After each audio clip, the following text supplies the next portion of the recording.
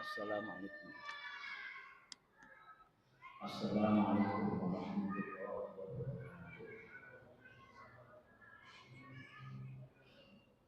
Alhamdulillahilladzi arsala rasulahu bil huda wa dinil haqq liyudhhirahu 'ala dini kullihi wa kafa billahi shahida.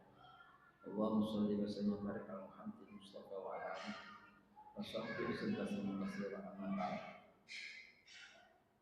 Bapak Ibu yang dirahmati Allah, bersyukur kehadirat Allah SAW dilimpahkan kepada Rasulullah SAW.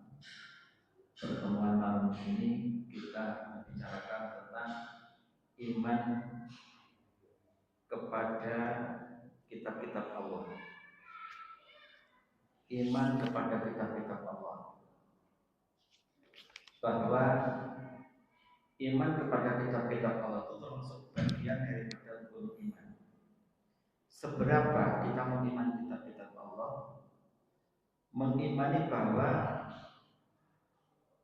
Allah Subhanahu wa Ta'ala menurunkan beberapa kitab-kitabnya, diturunkan kepada nabi-nabi supaya menjelaskan kepada umat manusia akan kabar-kabar dari Allah.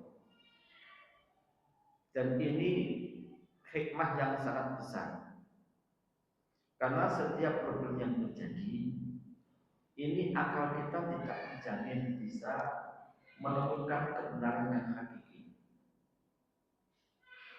Kemampuan akal itu hanya mampu untuk menemukan tentang alam mungkin, alam jatuh, alam jodoh, logika begitu. Sedang alam itu kan ada alam mungkin, ada alam malakut, ada alam jabarut, dan ada alam nasuk. Allah menceritakan wa kadzalika nuri Ibrahim malakutas samawati wal ardh. Begitulah Allah tampakkan kepada Ibrahim tentang malakutas samawati wal ardh, alam lahir dan batin, keraton lahir dan keraton batin. Jadi termasuk hal-hal yang menyangkut tentang malaikat, tentang wahyu, tentang nubuat, ya, tentang akhirat. Ini nggak bisa diakal-akalan, nggak bisa. Ini nggak bisa. Ini wilayahnya iman.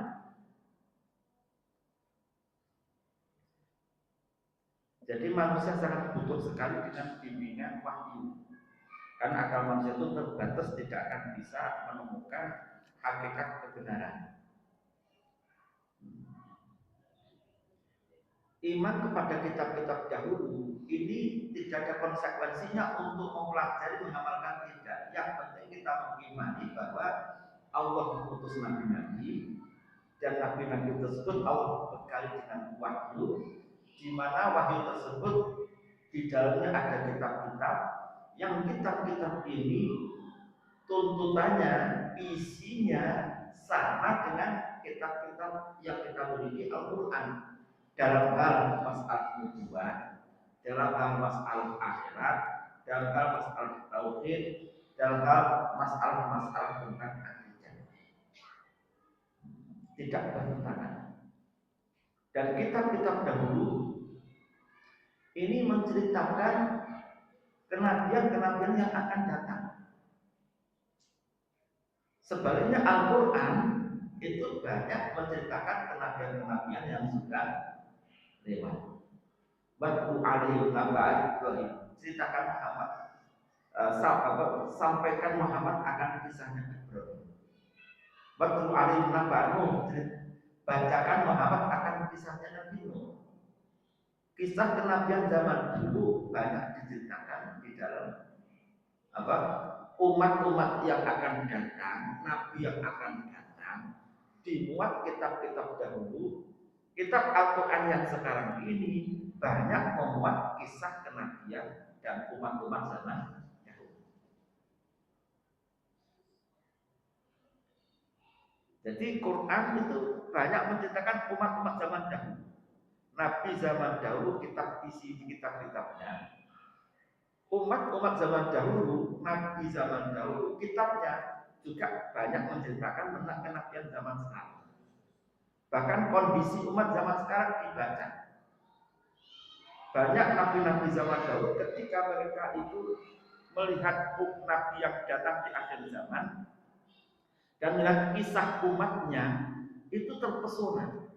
Sampai Musa itu kepingin jadi umat Muhammad.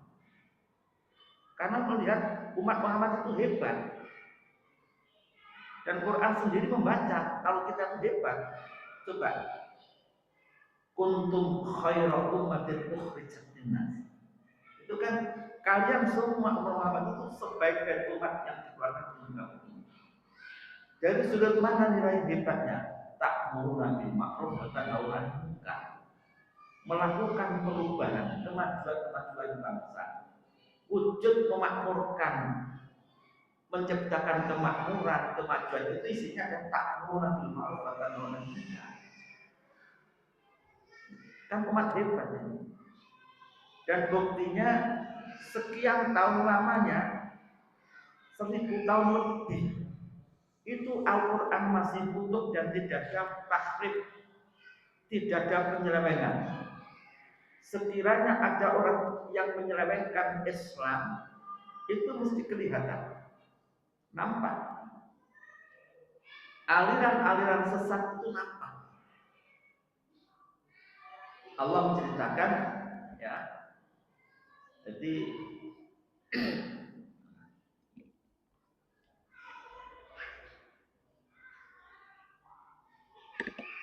inna nahnu nazzalna dzikra wa inna lahu lahafizun. Akulah yang menurunkan az-zikrul Quran wa inna lahu lahafizun, dan akulah yang menjaganya.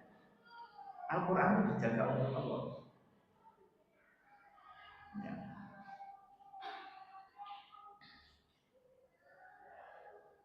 Umat-umat dahulu, jadi mereka banyak karena kepentingan dirinya dan golongannya, mereka begitu beraninya merubah firman-firman Tuhan. Dilakukan takdir perubahan-perubahan yang pada dasarnya di dalam kitab mereka, Al-Quran juga menceritakan kalau mereka itu diambil sumpah janji jangan berubah. Allah menceritakan, ya, wa id akhadna mitsaqal ladzina utul kitab la tubayyinunnahu linnas wa la taktumunah. Wa id akhadna, dan ketika aku mengambil mitsaqal ladzina, akan perjanjian orang-orang banyak yang aku beri kitab, aku beri wahyu, aku beri ilmu. La tubayyinunnahu linnas, kamu wahai orang-orang yang aku beri ilmu, sampaikan kepada umat manusia dan jangan sekali-kali kau rahasiakan. Jadi para pendeta-pendeta dulu itu enggak boleh, di dalam kitab mereka ada larangan untuk menutup-nutupi kebenaran. Dan kalau kamu punya ilmu wajib disampaikan. Dan Rasul menegaskan untuk umatnya. Rasul mengatakan begini, ma'aqtullah aliman ilman illa akhadha anil misa, ya, Allah taktumunah. Allah tidak memberi kepada orang yang alim akan ilmunya kecuali Allah mengambil sumpah janji, jangan kau rahasiakan. Spontan kita tuh dapat ilmu ini, kita spontan ada perjanjian dengan Allah. Jadi apa? Disampaikan dan tidak boleh dirahasiakan. Supaya apa? Supaya Islam ini terjaga. Munculnya kelompok Yahudi, munculnya kelompok Nasrani, itu kan mereka menutup-nutupi ulamanya, menutup-nutupi kebenaran. Wahyu yang cocok dengan kepentingan golongannya, dirinya digembar-gemborkan, yang tidak cocok ditutup-tutupi. Itu cara-cara mereka.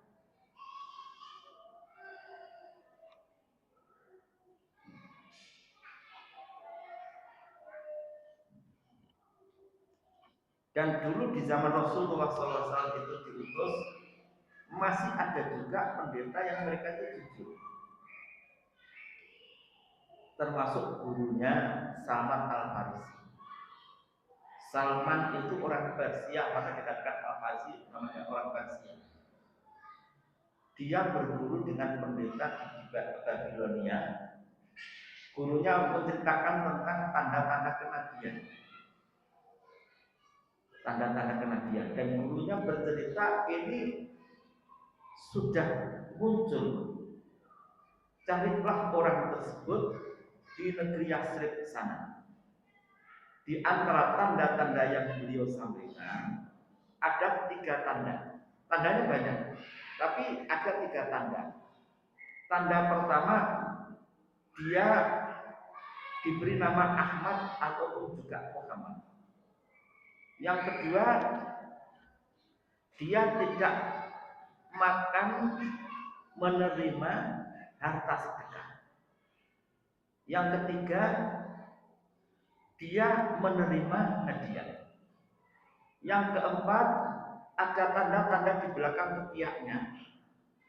Di bawah dan ke belakang ketiaknya itu ada tanda-tanda kenabian. Jadi daging yang itu nampak tanda kenabian. Begitu Salman mendengarkan dari pendeta ini, Salman memberanikan diri datang ke Yasrib. Bayangkan dari Persia ke Yasrib, ke Madinah. Beliau berjalan berjumpa dengan pedagang-pedagang. Beliau minta kepada pedagang untuk mengikut sekalipun aku jadi budak kalian. Sama jadi budak, jadi pekerja keras. Yang penting kami bisa datang ke Yasrib. Sampailah dia ke Yasrib, dia bekerja keras, terus kepengen berjumpa dengan Muhammad. Perjumpaan dia dengan beliau, pertama Salman mengumpulkan harta sebanyak-banyaknya. Disampaikan, wahai Muhammad, ini ada sedekah dari kami. Diuji, ini sedekah. Rasul memanggil-manggil sahabat, dipanggil-panggil, disuruh ini teman-teman, ini ada rezeki dari namanya Salman. Rasul sedikit pun dia tidak mengambil. Ini berarti benar ya, kalau dia nabi. Yang kedua, dia kerja keras. Besoknya lagi datang, wahai Muhammad, ini ada hadiah untuk Tuhan. Dikasihkan, Rasul menerima dengan menghormatinya. Hadiah itu kan orang memberikan hormat. Rasul juga dengan hormat. Sama di hatinya, ini tanda kenabian. Yang ketiga, bingung bagaimana kami melihat tanda-tanda yang ada di tubuhnya ini.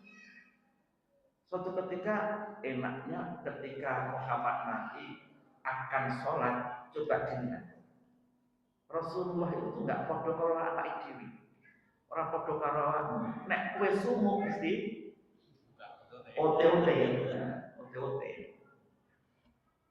Rasul menjaga kehormatan. Ketika ambil wudhu, beliau ya nampak. Akhirnya begitu nampak, ya, Salman tersungkur di depan Rasulullah menyatakan syahadat asyhadu an la ilaha illallah amantu bihi. Dia beriman kepada Rasulullah. Ini loh Allah menceritakan dalam surah Shaf. Jadi diceritakan di sana, ya. Wa idh qala Isa ibnu Maryam ya bani Israil inni rasulullah ilaikum musaddiqan lima bayna yaday at-taurat wa mubasysyiran bi rasulin ya'ti min ba'di ismihi Ahmad. Falamma ja'ahum bil bayyinat qalu hadza sihrun mubin. Wa idh qala Isa ibnu Maryam, ketika Isa ibnu Maryam mengatakan kepada kaum Bani Israil, inni rasulullah, kami utusan Allah. Nabi itu terbuka, kami utusan Allah. Nabi Yusuf mengatakan, ini hafizun alim, saya bisa menjaga. Saya orang pintar. Artinya apa? Artinya kalau memang itu sudah profesi kamu dan kamu memang membidangi, bisa. Orang usah sok tawadhu is omong pada aku Islam. Apalagi zaman sekarang. Zaman sekarang apa? Kalau kowe iki enggak agresif, disikat koncomu. Dia betul. Nabi mengatakan ini Rasulullah, aku utusan Allah. Musaddiqan lima baina yadayya, aku membenarkan kitab-kitab perjanjian lama, yaitu Taurat, dan kitab perjanjian baru ini. Dan aku menyampaikan berita gembira akan datangnya utusan yang dia diberi nama Ahmad. Ini Ismuhu Ahmad. Ahmad itu nama Muhammad di kampung langit sana. Di kampung bumi dikenal nama Muhammad. Di kampung langit dikenal nama Ahmad. Ya. Jadi kitab-kitab kuno dulu, kitab itu banyak menceritakan tentang apa? Kenabian umat-umat yang akan datang. Nabi-nabi ciri-cirinya yang akan datang. Sebaliknya kitab Al-Quran ini juga memuat tentang kisah kenabian zaman dahulu. Maka antara semuanya kitab yang penting sama-sama itu mesti sama, substansinya sama, tentang akidah, tentang tauhid, tentang nubuwah, tentang kampung akhirat sama. Jadi iman kita kepada kitab-kitab Allah selain Al-Quran sebatas kita mengimani seperti ini. Iman kalau Allah turunkan waktunya kepada Nabi dan ini dijadikan sebagai pedoman. Apakah kita wajib mempelajari? Tidak, dan tidak perlu. Dan tidak perlu.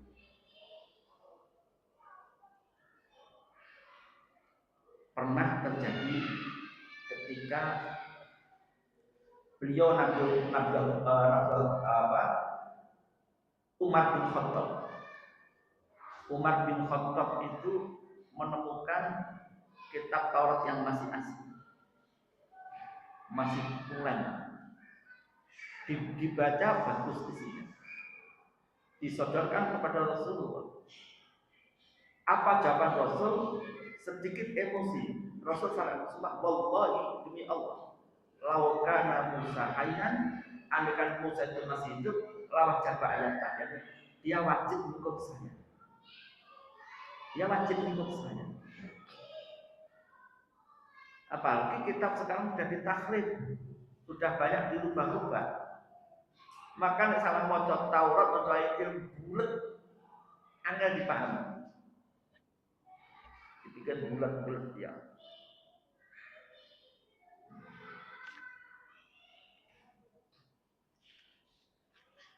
Bicara tentang iman terhadap kitab-kitab Allah, ini bahwa manusia secara umum itu ada 3 kelompok.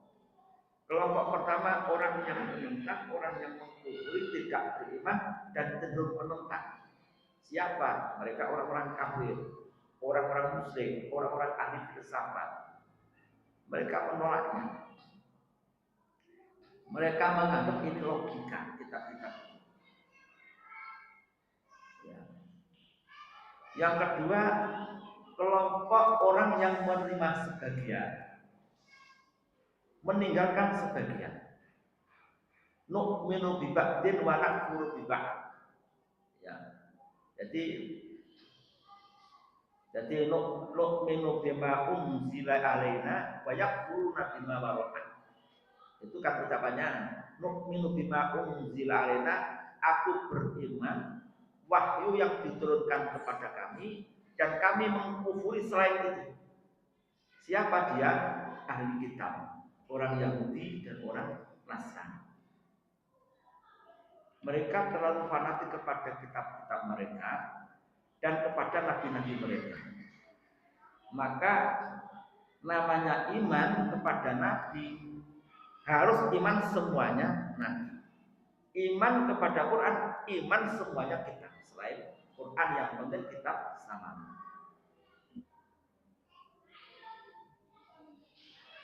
Bahkan umpama kita itu mengimani Quran juga mengimani kitab-kitab kuno. Cuma sebagian Quran itu ono sing gak cocok karo karepmu dhewe. Kamu gak percaya, kamu mengkufuri, kamu menentang. Wis salat poso ya kan.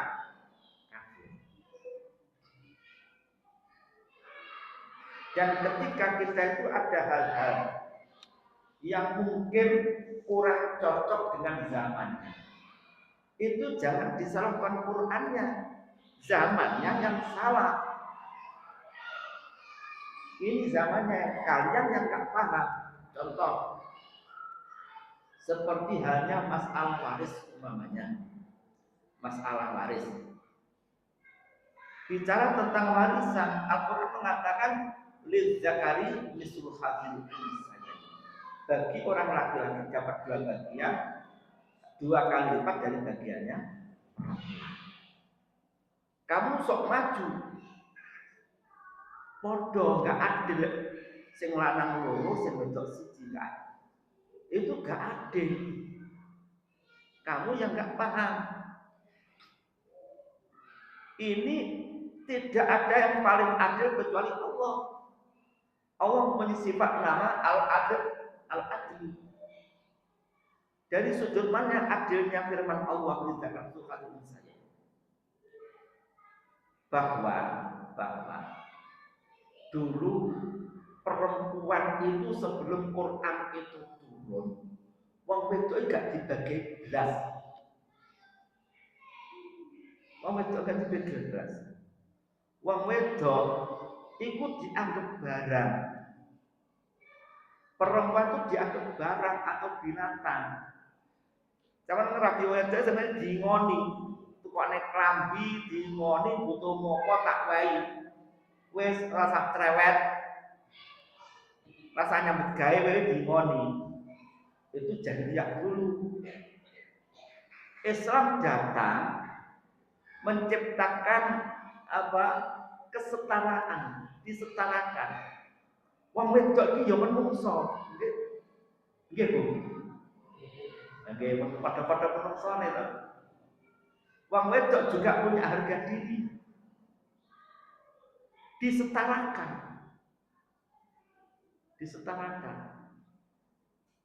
Loh, untuk kesetaraan ini orang dicukune podo jedo punya hak yang sama, punya kewajiban yang sama. Tidak. Kita menyesuaikan dengan karakternya. Nek urusannya bergali, kuwi sing pas niku wong wedok napa wong lanang? Halo. Wong lanang. Wong wedok itu gak tuh mboten mawon. Wong lanang yo aja malah senden. Mau sing lanang mek sira ning masjid, sing wedok malah ngetek. Jadi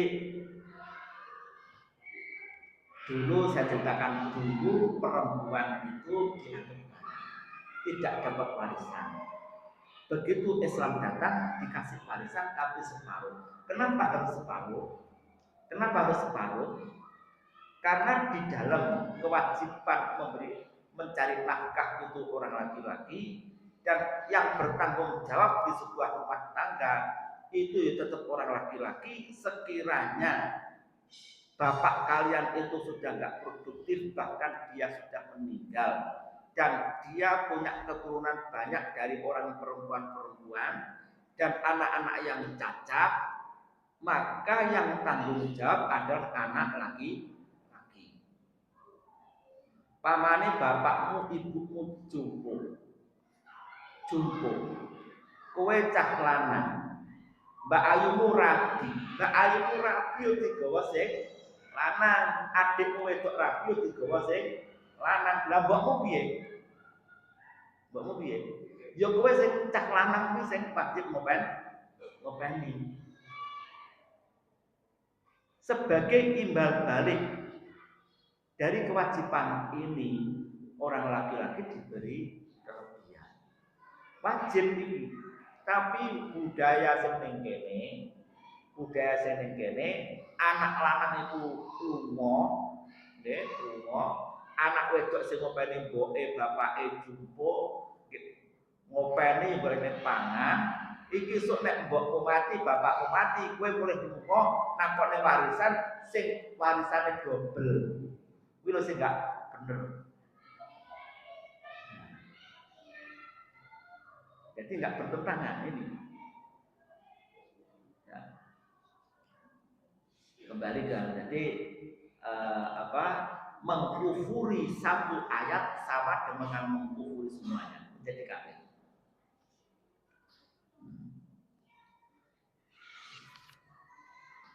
Nah, iman kita kepada Al-Quran itu tidak sama dengan kitab-kitab dahulu. Kitab-kitab dahulu hanya sebatas ini, tapi kalau iman kita kepada Al-Quran, ini ada tuntutan konsekuensi iman kepada Al-Quran. Bagi iman konsekuensinya apa? Tuntutan iman kita kepada Al-Quran, satu hendaknya kita selalu cinta dengan Quran, selalu merapat dengan Quran, yaitu dengan membaca, mengajar, mempelajari, memahami, menghafal. Kita hendaknya mengambil ini. Rasul mengatakan khairukum man ta'allamal Qur'an wa 'allama. Orang yang terbaik di antara kalian adalah orang yang belajar Quran dan mengajarkan Quran. Belajar Quran, mengajarkan Quran, menghafal Quran, mempelajari akan isi-isinya, kuwi ra terbatas waktu. Belajar Iqra TPA kae, kok sama SMP wis maca Quran, wis bar SMP wis hapus tau khatam wis leren. Maca yo ora, ngaji yo ora, mulang yo ora. Itu enggak benar. Sampai kapan? Sampai sekalipun akan mati kita tetap kalau bisa-bisakan selalu cinta kepada Quran, selalu al-unsu bil Quran, senang merapat mendekat dengan Quran. Kita mengharap menjadi orang yang paling baik. Siapa orang paling baik? Orang yang mau belajar Quran, mengajar Quran, mempelajari baik bacaan ataupun isinya. Saiki nek awak-awak kuwi pas nganggur ning omah, dolanan HP ya monggo lah dolanan HP, tapi hanya berapa persen. Yang sebagian persen itu ya bukai tafsir lah. Terjemah-terjemah itu dibukai, dibaca, diulang-ulang, mau dicocoknya kalau ngaji ini. Ya. Rasul mengatakan begini, ahlul Quran, ahlullah, wa khassatuh. Ahlinya Quran itu ahlinya Allah dan orang istimewanya Allah, orang pilihan Allah. Ma min syafi'in afdal indallah manzilatan minal Quran. Tidak ada siapapun yang bisa memberikan syafaat yang paling utama di sisi Allah dibanding Quran. Quran itu syafi'un musyafa', yang memberikan syafaat dan yang diterima syafaat, mengalahkan siapapun sudah. Jadi awak ini maca Quran, ngaji ngeten iki, kita mengharap kepengen jadi orang yang paling baik di sisi Allah. Ini jangan hanya terbatas maca, menghafal, isinya juga bukan hanya sekedar isinya, mengamalkannya. Jadi orang yang disebutkan ahlinya Quran itu ahlinya Allah dan orang istimewanya Allah. Orang bemek moco kalau ngapal moco ngapalnya tapi nggak ngelakoni. Ya membaca, barangkali menghafal, memahami isinya dan mengamalkannya. Jadi satu tuntutan iman kita kepada Al-Quran adalah mencintai, wujud daripada mencintai, belajar, mengajar, menghafal itu. Yang kedua tuntutan iman kita kepada Al-Quran, tarbiyatun nafsi bil Quran, mendidik diri kita dengan Quran. segala aspek kehidupan kita itu yang Qur'ani, yang Qur'ani. Bagaimana kehidupan yang Qur'ani? Ya, kehidupan yang Qur'ani itu dalam hubungan sosial kita itu baik dengan tetangga, baik dengan keluarga, baik dengan sanak saudara, memenuhi hak kewajiban kepada mereka. Hak kewajiban kita kepada istri dan anak, kepada sanak saudara, kepada tetangga, kepada orang yang kenal. Allah menceritakan wa ibadur rahmanil ladzina yamshuna 'alal ardi hauna wa idza khatabahumul jahiluna qalu salama. Ibadur rahman itu Al-Qur'an. Yamshuna 'alal ardi hauna, ketika dia berjalan di muka bumi dia itu tenang, sopan, santun, menghargai, memenuhi hak kewajibannya. Wa idza khatabahumul jahilun, ketika ada orang mengajak rame-rame, ngejak tengkar, ngejak hal-hal yang enggak penting, dia selamat berpisah, enggak ada hubungan. Kegiatan setiap harinya dia bisa membagi waktunya, waktu dibagi sebaik-baiknya. Al-Quran menceritakan walladzina yabituna lirabbihim sujjadan wa qiyama, dan yaitu mereka ketika malam rajin sujud dan wa qiyama, rajin melakukan sujud dan berdiri, artinya melakukan tahajud. Jadi gambaran Ahlul Quran itu bisa dilihat paginya, siang, sore, malam itu enak bedanya. Bedanya di mana? Bedanya di mana? Ahli Quran itu kerjanya tetap sama kerja. Wong kafir kerja, ya pejabat ya kerja, petani ya kerja, ya kabeh kerja. Ahli Quran ya kerja. Bedone kerjane jujur kalau enggak jujur. Ketika malam Ahlul Quran itu enggak suka menghabiskan waktu baca isya. Waktu baca isya itu hukumnya makruh, kau hambur-hamburkan. Menghamburkan waktu habis isya itu hukumnya makruh. Ojo sampai dihambur-hamburkan. Contoh menghambur-hamburkan waktu baca isya. Iki wis salat isya. Wis apik jamaah wis apik. Tapi mengturune awan ya akeh. Kayak wis kena kopi pisan. Kuwi akhire ngopi, wis ora kopi, melekan. Jagongan ning kafe, ya ngopi. Niku sampai mulai jam 12. Ahlul Quran turu. Iki mulai ngaji jagongan kalau bojone jam 10 ngantuk turu. Sing gak Ahlul Quran ngopi rame-rame. Dolan ngopi. Jam 12 mulai Ahlul Quran dia merem turu. Sing ki gak Ahlul Quran buka tutup jam 12.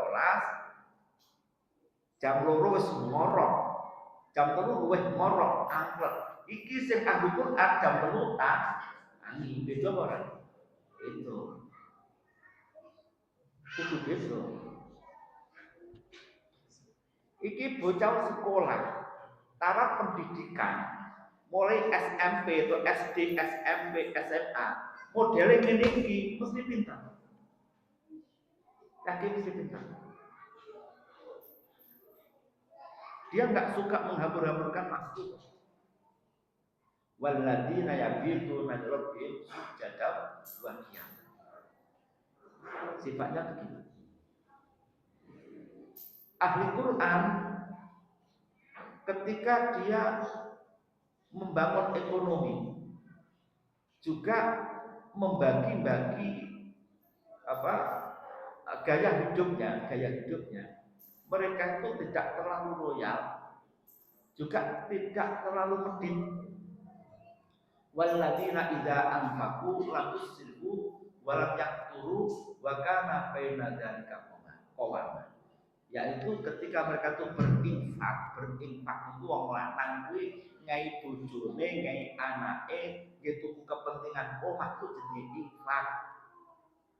Panjenengan nyambut gawe. Duite wis nglumpuk.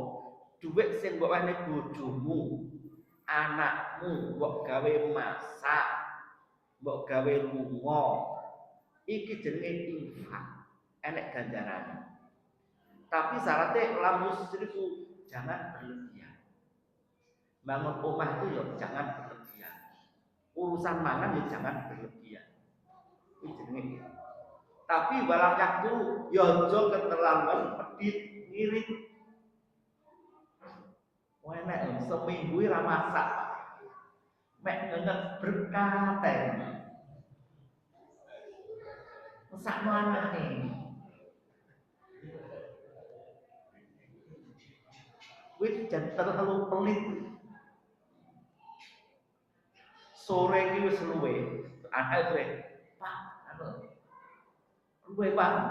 Cek tole oleh tahlilan dan komunitas berkah.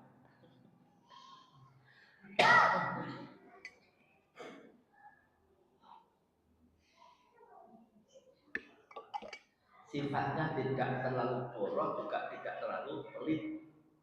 Ukurannya dia ukuran boros itu. Ukuran boros itu uang yang kamu miliki untuk perkara yang haram, perkara yang nggak penting, perkara yang tidak kau butuhkan buat tuku, nggak penting untuk ini boros. Nggak boleh seperti ini. Penyebab kefikiran. Tuku perkara sing kowe gak kuat. Itu penyebab kefikiran. Itu gak boleh. Itu sifatnya Al-Quran seperti ini. Jadi mengtarbiah didirikan dengan Quran.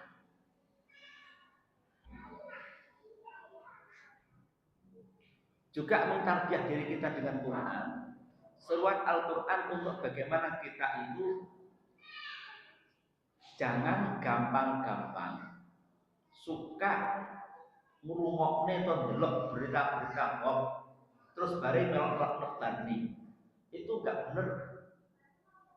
Al-Quran menyatakan inja akum fasikum binaba'in fatabayyanu an tusibu qauman bijalatin fatusbihu ala ma fa'altum nadim. Kalau ada orang fasik menyampaikan berita, ojo percaya dhisik. Ojo percaya. Kalau aturan bernegara zaman dulu, ya, zaman khalifah dulu, itu kita bernegara dalam sebuah negeri, itu kita tidak boleh menerima berita kecuali dari imam. Jadi pamane kowe kamu bikin jamaah ya, gerakan jamaah. Iki imam itu satu-satunya. Berita kabeh saka imam, perintah kabeh ya saka imam, larangan kabeh ya saka imam. Kuwi ora oleh ngrungokne berita-berita. Ya. Itu andekan seperti ini. Waktu imamnya dari Pak Imam. Imam itu andekan kita seperti ini, Pak. Andekan kita seperti ini, niscaya kita umat Islam sulit untuk dikalahkan. NLBG keyok niku mek nopo? Gampang jadu domba. Gampang jadu domba. Dan kita nggak mampu ngadai, nggak mampu. Coba jadi umpama sumber berita saka pusat. Berita yang kita terima dari pusat, kemudian perintah semua dari larangan, itu mesti hebat. Itu dulu seperti ini. Inja akum fasikum binaba'in fatabayyanu. Juga tarbiyah diri kita dengan akhlak Quran. Orang-orang Quran itu sifatnya la yaskhar qaumun min qaumin asa ayyakunu khairan minhum wala nisa'un min nisa'in asa ayyakuna khairan minhum. Wahai orang-orang beriman, sekelompok kaum jangan sampai meremehkan, merendahkan kaum yang lain. Barangkali orang yang kau rendahkan, kau remehkan lebih baik daripada kalian. Wala nisaun, perempuan-perempuan juga tidak boleh meremehkan sesama perempuan. Barangkali orang yang kau remehkan lebih baik daripada kalian. Jadi Joko Raya Sorkom mengkomen. Masih banyak tentang masalah mengtarbiyah diri kita dengan Quran. Kemudian yang ketiga, tuntutan iman kita kepada Al-Quran ini at-taslimu li ahkami, tunduk patuh pasrah akan hukum-hukum Quran. Harimu ma haramahullah, haramkan apa yang diharamkan Allah dalam Quran. Wa akhillu ma ahallallah, halalkan apa yang dihalalkan Allah dalam Al-Quran. Jangan bikin cara sendiri.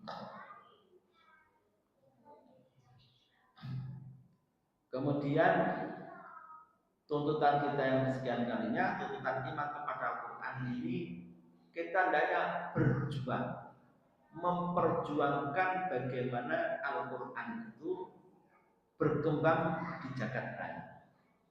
Entah di situ tentang bacaannya, tentang tilawah, tentang pendidikan, tentang hafalan, tentang kajian-kajian, bagaimana kita memperjuangkan.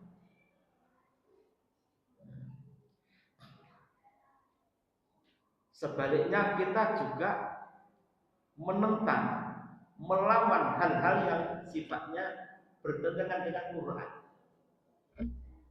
Gerakan-gerakan anti Quran itu kadang-kadang gerakan-gerakan Islam, tapi sebenarnya di dalamnya ada anti Quran. Ini harus kita waspadai.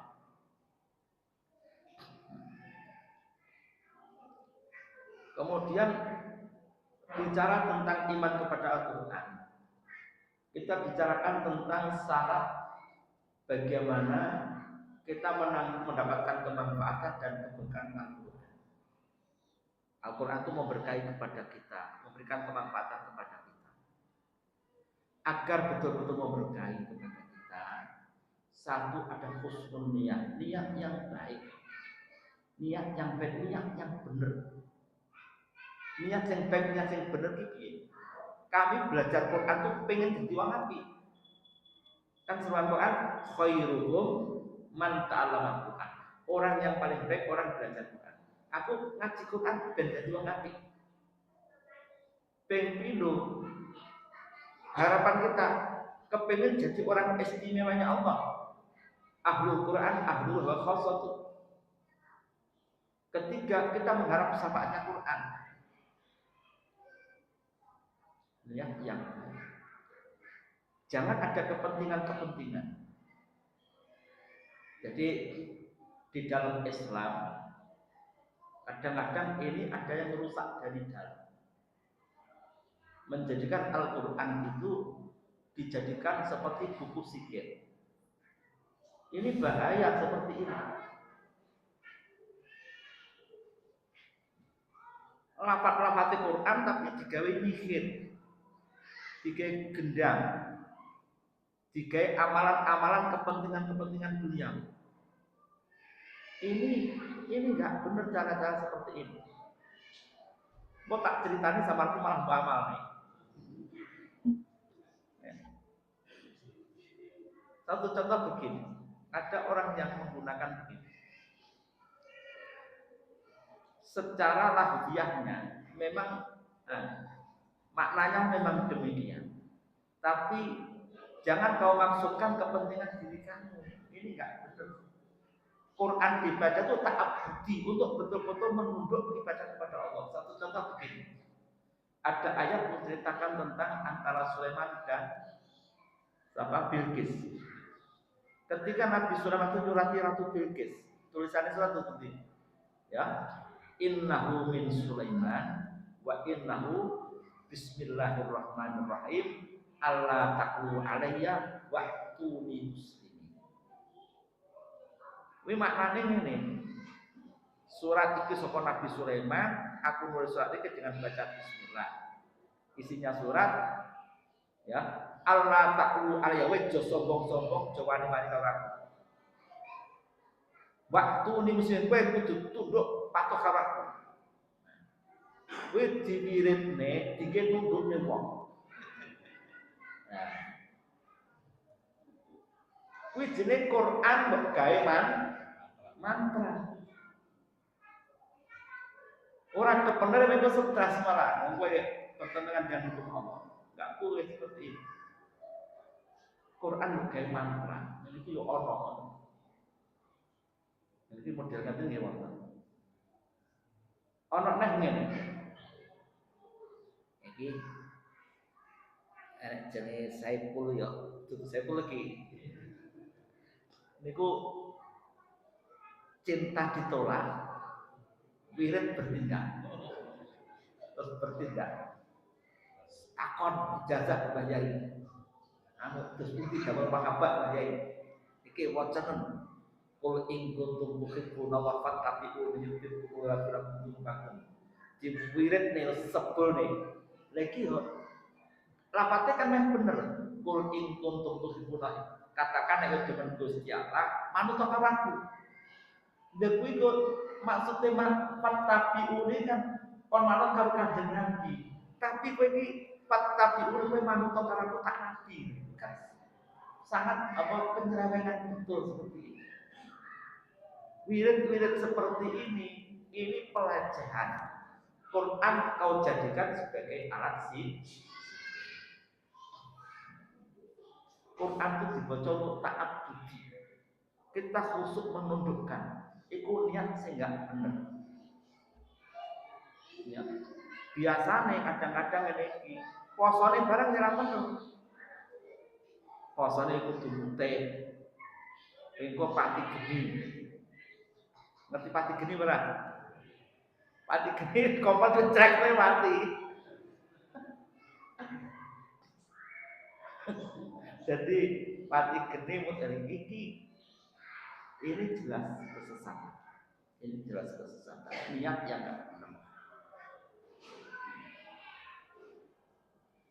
Jadi husnul niat yang baik. Apa niatnya itu tadi? Yang kedua adalah thaharatul qalbi wal jasad. Wa thaharatul hadas.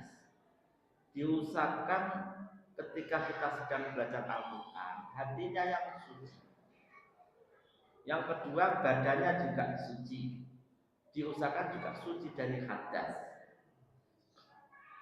Suci hatinya, artinya kita tidak ada kepentingan sama sekali. Kita belajar Quran, membaca Quran itu kepengen jadi orang apik.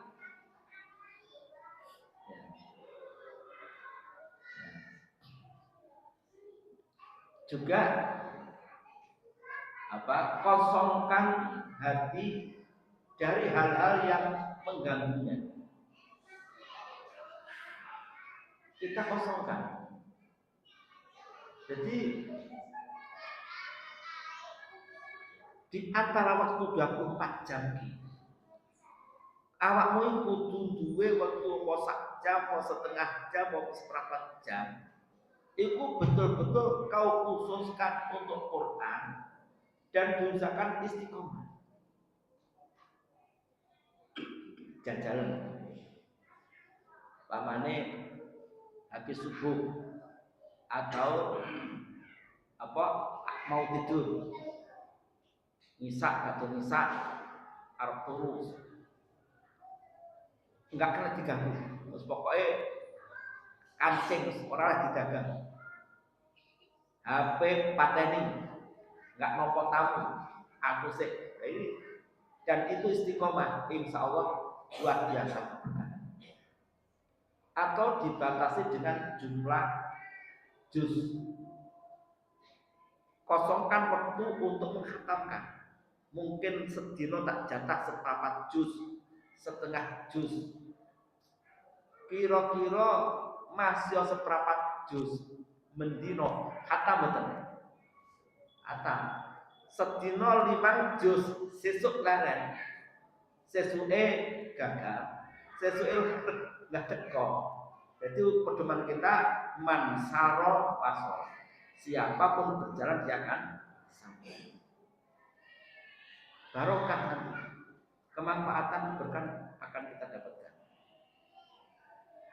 Syukur bagi nek khatam disyukuri. Alhamdulillah khatam. Sedekah. Iso nglakoni maca Quran sampai khatam. Pas nih Jumat berkah titip pirang bungkus Jumat berkah di masjid, insya Allah syukur bagi seminggu sekali. Tapi yo abot yo jo musiknya gawe ya. Jadi kemudian dengan hati yang khusyuk mengagungkan Quran ini kita agungkan. Yang kita baca itu Quran, dikhuturkan ini kalam Allah. Kita khuturkan ini kalam Allah. Ya. Ya mungkin cukup sekian. Subhanallah. Astagfirullah.